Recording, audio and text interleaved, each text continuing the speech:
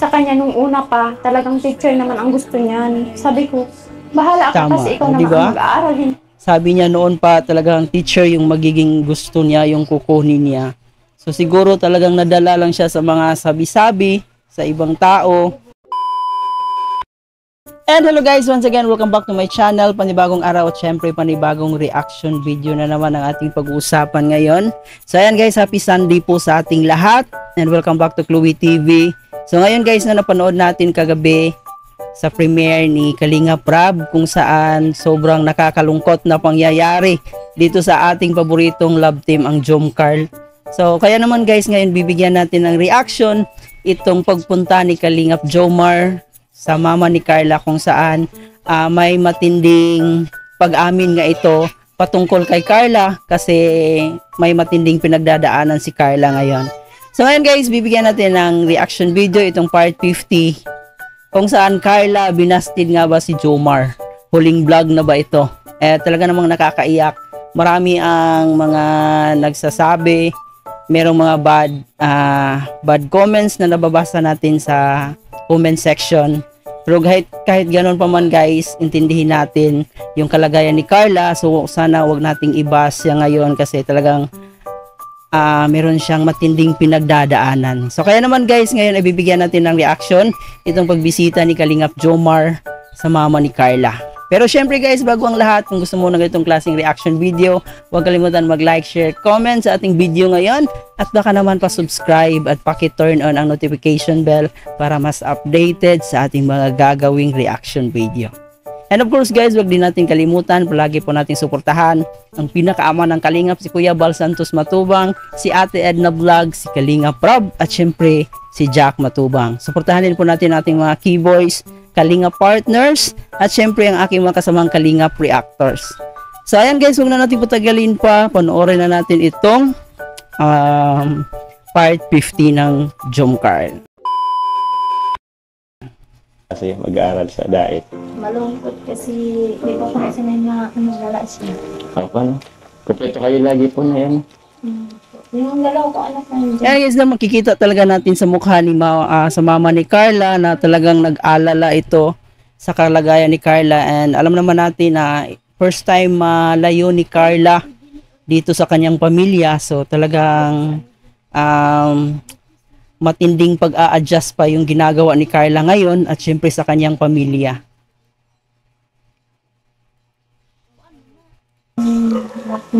Actually po na hindi lang naman po ikaw malungkot, hindi lang naman po ikaw nakapanibago ng maging ako rin po.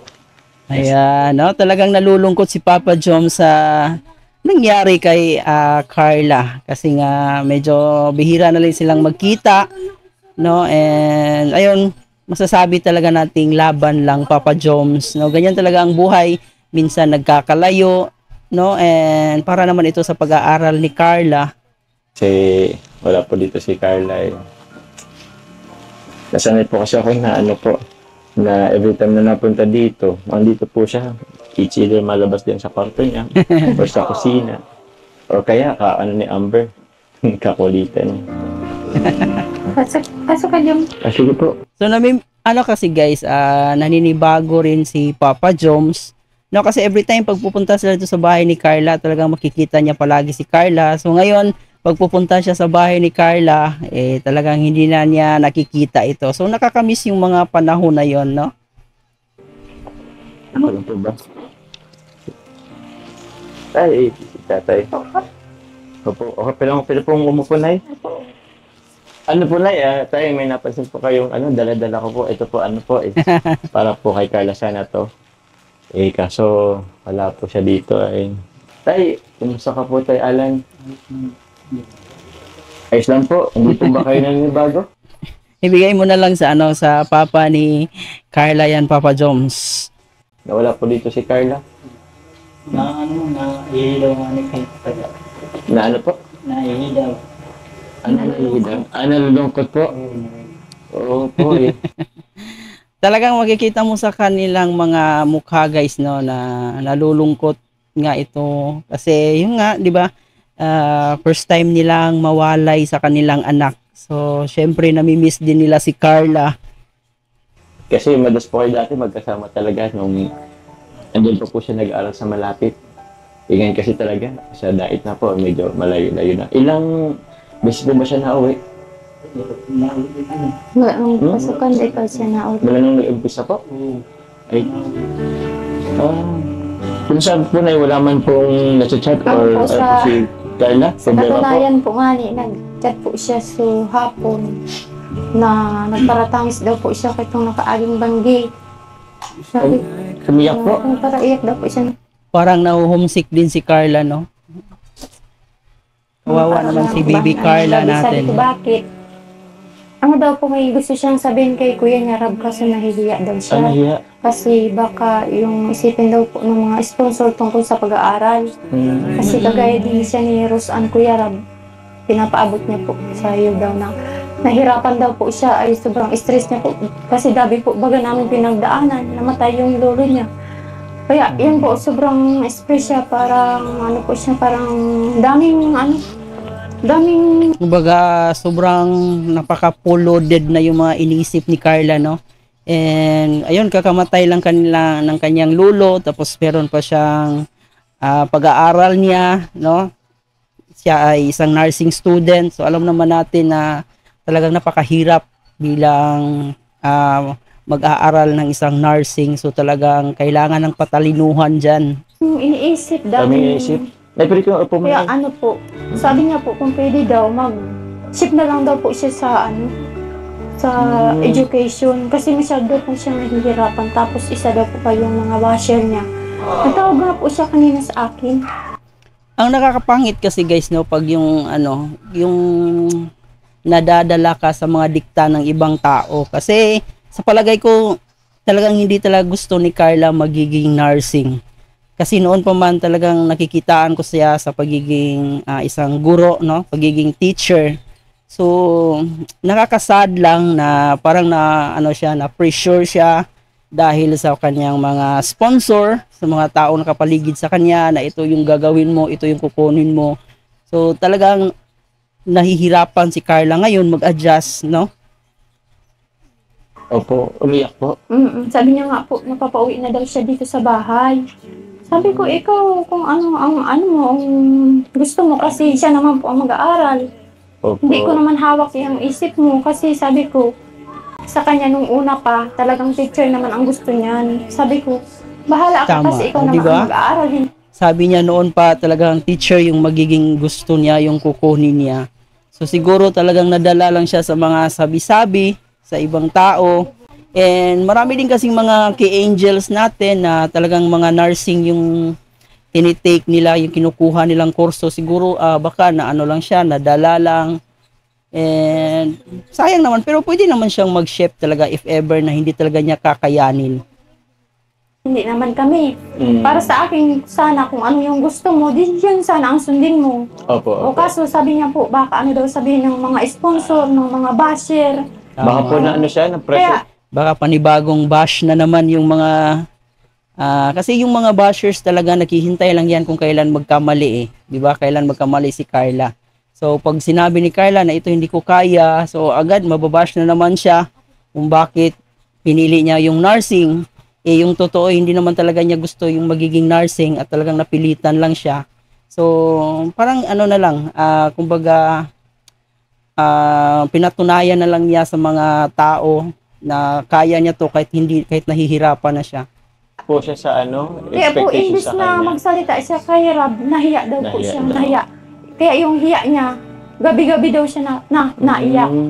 Sabi ko nga, kung may panahon ka, Sabado, kung wala kang pasok, mag-uwi ka dito sa bahay Opo. kasi, siyempre po, baga anak, para kako malinawan natin yung mga yung pinagdadaanan mo, yung problema mo, na gusto mong sabihin sa amin, ni papa mo, kasi malayo ka nga. Opo. Kanina nga po siguro, hindi daw siya din nakapasok kasi gabi-gabi. Pero at least guys, no, habang maaga pa, nagpahiwatig agad siya na talagang hindi niya kaya. Yun ang importante. Para at least makapag-adjust siya, at least malaman din ng mga tao nag-sponsor sa kanya na ay hindi pala talaga niya kaya, di ba? At ang importante honest si Carla. Hindi na lang daw siya napupuyat. Sabi ko, bakit ba? Ano ang problema mo? Mabigat daw po kasi sa dibdib niya yung mga ano, yung sasabihin niya kay Kuya niya Rab, nahihiya daw siya masyado, Yeah. kaya ayaw niya magsalita. Kaya sabi niya sa akin, ma, ikaw ang makiusap na lang kay Kuya Rab. Kasi hiya daw po, kasi siya ay hiya daw siya. Nahihiya na Sabi talaga ko siya. naman, maintindihan ka naman ni Kuya mo, Rab, kung ano ang magiging desisyon mo, kasi may ikaw na ang mahihirapan. Tsaka 4 na taon yan na, kolehiyo. Bukod sa ano po, naninibago rin yun po, kaya grabe yung ano niya. Kasi ano din siya, ay katulad din ni Roseanne. Tulad din siya ni Roseanne. Gusto na nga nung umuwi dito sa bahay, sabi ko, paalam ka kay Kuya mo, Rab. Ikaw ang bahala kung ano magiging desisyon mo kasi hindi naman ako mag-aaral, ikaw naman. Ikaw man naman ang mahihirapan, hindi naman kami. Tama, dapat sabihin niya kay Kuya Rab na hindi niya talaga kaya yung nursing, no? And pwede naman mag-shift siya as education, yung may mga minor subject naman dyan na makikredit doon sa education, di ba? So, at least maging honest siya kaysa naman na napipilitan lang siya. Ako po bilang magulang, ano man lang ako ay payo, ganyan. Kung ano po, Nay, kilala ko naman po si Kalinga Prab. For sure po, maintindihan naman po yun ni Kalinga Prab po, yung sitwasyon ni Carla. Kung gusto niya pong magsabi, tingin ko po, Nay, mas maganda rin na si Tama. Carla po mismo magsabi po kay Kalinga Prab. Kasi for sure po, maintindihan po yun ni Kalinga Prab. Ang po niya kasi yung iniisip niya daw yung mga sasabihin sa kanya ng sponsor, kaya hindi po siya makapagsabi-sabi kasi palagi niya iniisip na mababas na naman daw siya, madami na naman daw. Tama. May mga talaga, hindi talaga mawawala. May mga bash talagang matatanggap si Carla, no? If ever man na malalaman. At ngayon, nalaman na natin. So, ayan, sa ating mga bashers dyan. So, dapat intindihin din natin kasi may mga bagay talaga na hindi kaya ng isang tao, no? So, ang importante, honest si Carla. Siya naisipin.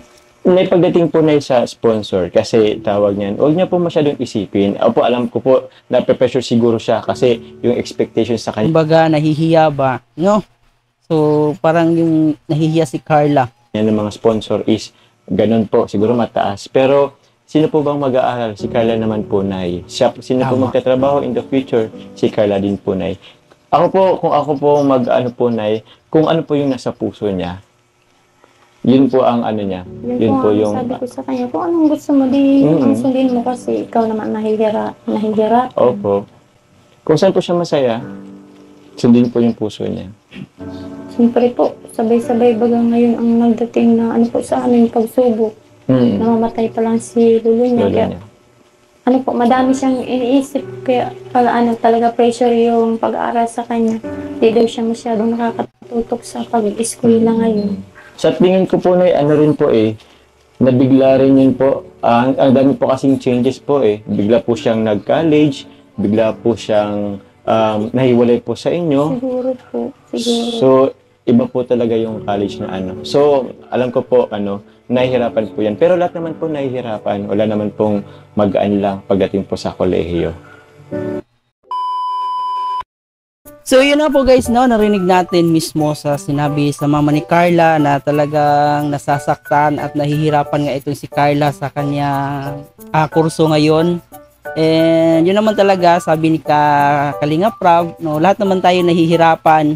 Ang importante, kung ako si Carla, dapat isabihin na lang niya kay Kalinga Prab, magiging honest siya na hindi pala talaga niya kaya yung pagiging yung nursing na kurso. And ayun, at least maintindihan naman ni Kalinga Prab. Alam naman natin na may mabuting puso si Kalinga Prab. And sa mga nag-sponsor sa kanya, siguro may intindihan naman talaga. Yun talaga yung nakakapangit dyan guys, no, na yung hindi mo sariling pira yung ginagamit mo at talagang maano ka dyan, malaki kasing expectation ng mga tao sa atin, no. And dito kay Carla, so talagang malaki yung expectation niya ng mga taong tumulong sa kanya, yung mga taong nag-sponsor sa kanya. Pero yun nga, hindi niya kaya. So, dapat na lang, magsabi na lang siya ng totoo, no? And lahat naman tayo talagang may hindi natin kakayanin yung isang bagay. So wag na lang natin pilitin, 'di ba? Kaysa in the end wala ring mangyayari. And alam naman natin talaga yung nursing dito sa Pilipinas. So marami kang mga nursing diyan na nag-abroad, 'di ba? So talagang siguro masasabi nating less opportunity talaga yung nursing dito sa atin. And pero maganda talaga yung maganda yung nursing, kaya lang talagang paano yan patalinuhan yung nursing. So parang hindi talaga niya kaya. And ayun lang. So yun lang yung natin, no, payo kay Carla, na sabihin niya yung totoo, kung ano yung totoo, kung ano yung mga pinagdaanan niya ngayon. And siguro dala na rin po ng homesick kasi first time niyang mawalay sa pamilya niya. And yun nga, kakamatay pa lang ng kanyang lolo. So parang ang lahat, no, kumbaga marami siyang iniisip ngayon. So ayan guys, yun lang po muna yung reaction video natin dito sa part 15 ng Jom Carl. So talagang nakakaiyak itong episode na to. Marami ang nalungkot, and syempre marami ding mga bash na nababasa natin about kay Carla. So ayan guys, intindihin po natin yung mga bagay-bagay at intindihin po natin si Carla. And ayun, maraming salamat po sa inyong panonood, at hanggang dito na lang yung reaction video natin. Ito nga po pala si Chloe TV. Maraming salamat. Thank you for watching.